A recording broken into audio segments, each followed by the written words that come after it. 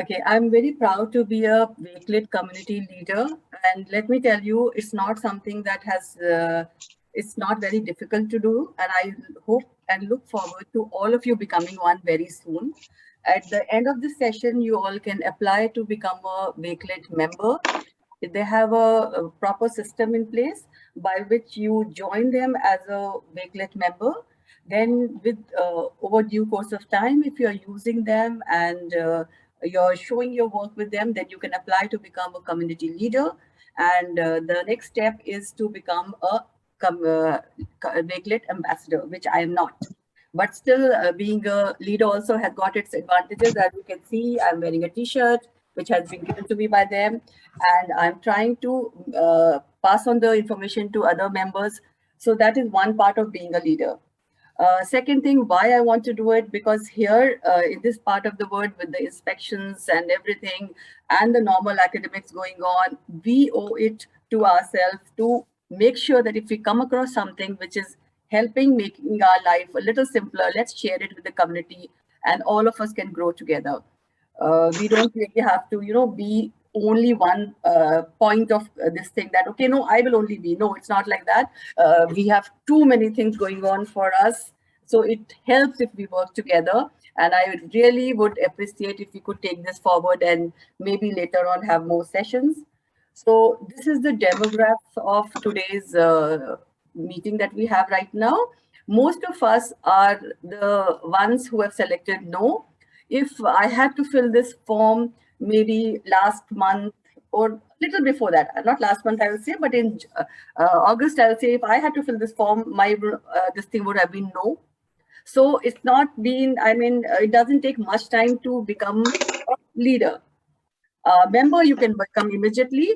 And the best part about it, I'll be talking about it in some time over the next 10-15 minutes, so that you can decide for a reason if you want to go ahead and use this for your convenience, for making sure your profile and everything is in place.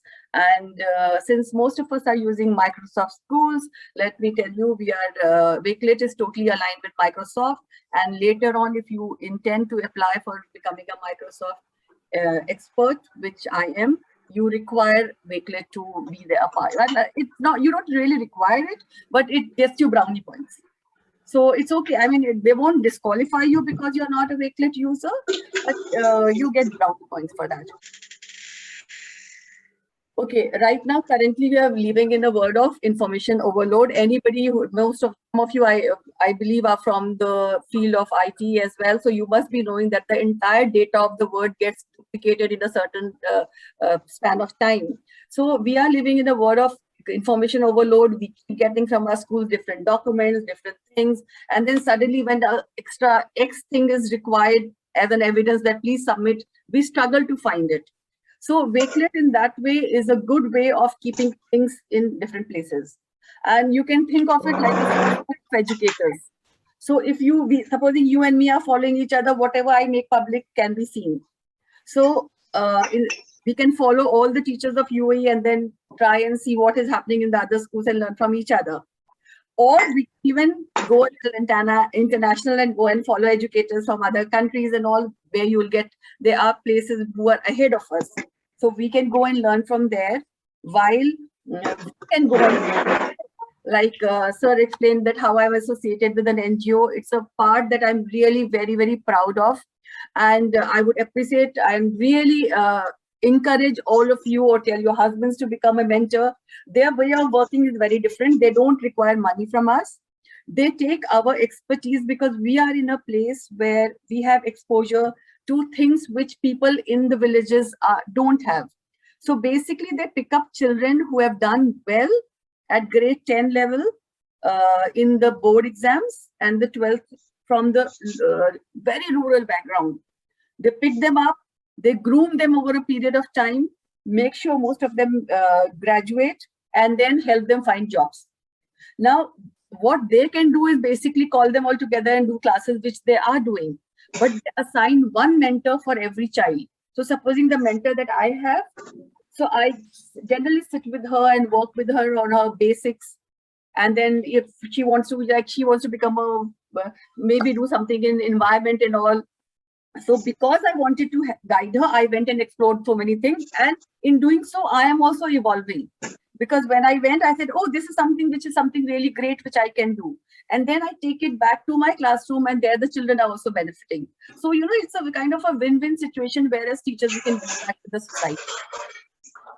So basically, right now, students are having a lot of challenges. They did a survey, and they found these are the things which are affecting the children. There are too many distractions for them. They're finding it difficult to remember facts and figures because everything is available. They have to search for it. But if you ask them randomly, they are not able to answer. Then they don't have access to the right sources. Sometimes what happens is they end up looking at information sources which are not 100% accurate. So that is one of the challenges. And then they also end up feeling disorganized and overwhelmed because there are so many places where things are there. One thing is lying in an X app, the other thing is in the other one. So these were the things which was done by a research by Wakelet, and they found these were the issues which students were facing. Then they realized that it's not only the students. We as teachers are also struggling. We also have our issues. Although we all are full time, we have a house to look after, we have children, so we are always short of time for planning. Then for the delivery of learning resources, sometimes we struggle. We know it very well in our minds, but when we go in the classroom, it becomes a little, because there's something which happens which totally throws it off the track. So then, in spite of having the best resources, we all have had bad days. Then there is too much of paperwork. Suddenly your supervisor will ask you for an X thing, your other department will ask you for an X thing, your parent will send you something, please send me. So there's a overdose of paperwork also happening, which we as educators have to pass it on. So we basically, as teachers, because we are teachers, obviously our priority always lies with the student needs. So at the end of the day, we want to make sure that the students who walk into our class, I'm able to balance their needs, because they are all in the class because they're of a certain age, but their abilities are different.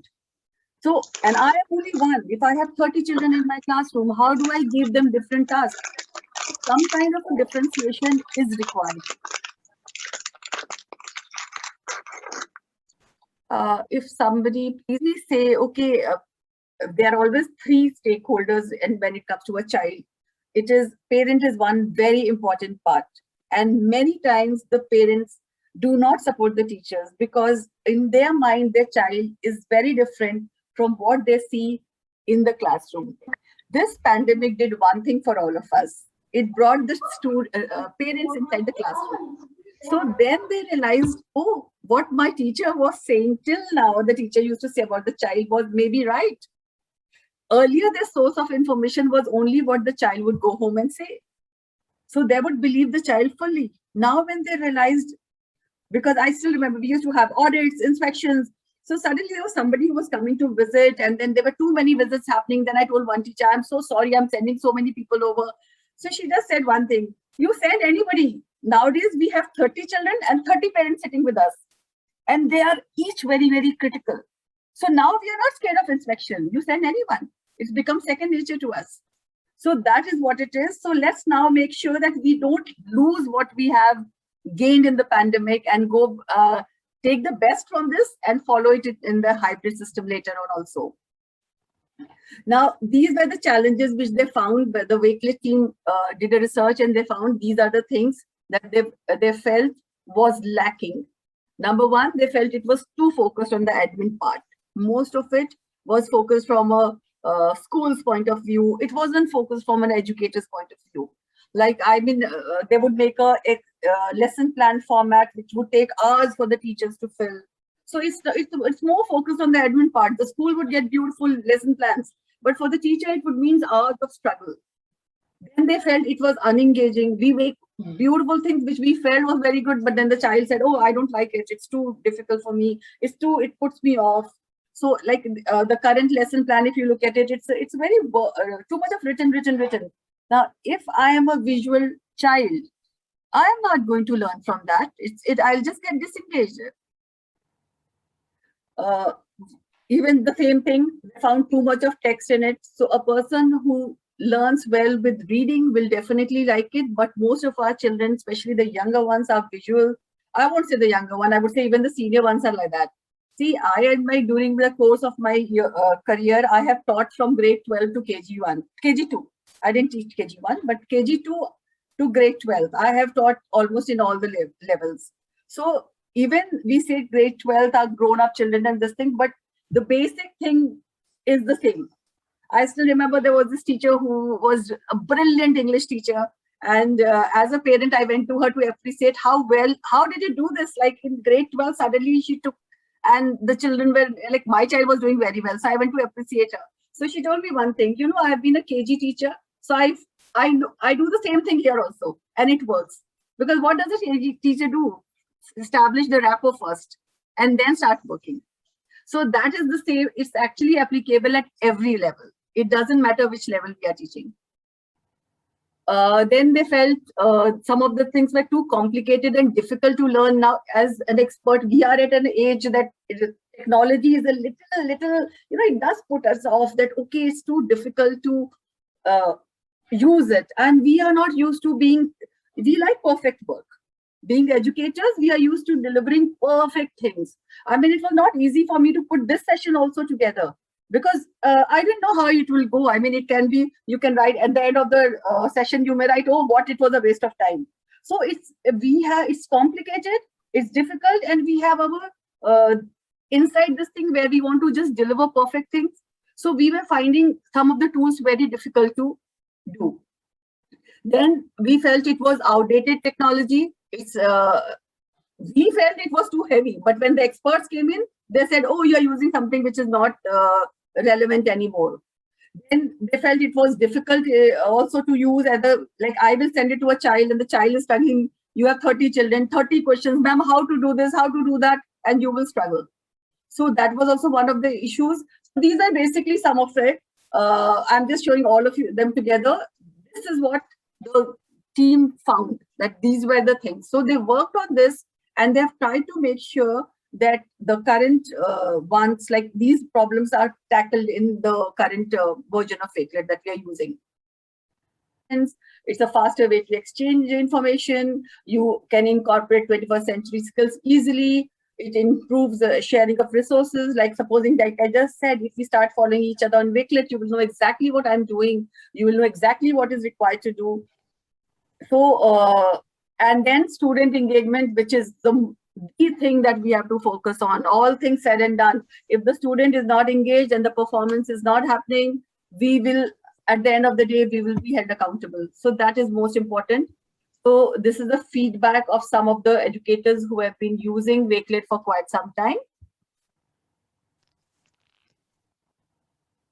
So you can see, you can just copy paste different things and just comes together. You can take YouTube links, put them all together. You can take your lesson plan, put it together, add a learning objective, whatever is your activity of the day. Add the next success criteria, add whatever is your content. Then you can add your own things. Now, the most important part, I'll focus on this a little while later, is basically whenever we have somebody visiting our class, the person is just going to come for 5 and 10 minutes and is going to define our entire, what will I say, our effectiveness in that 5-10 minutes. So we have to showcase everything in the 5-10 minutes. It's not practically possible because if you are doing collaboration, then you can't show what you did earlier.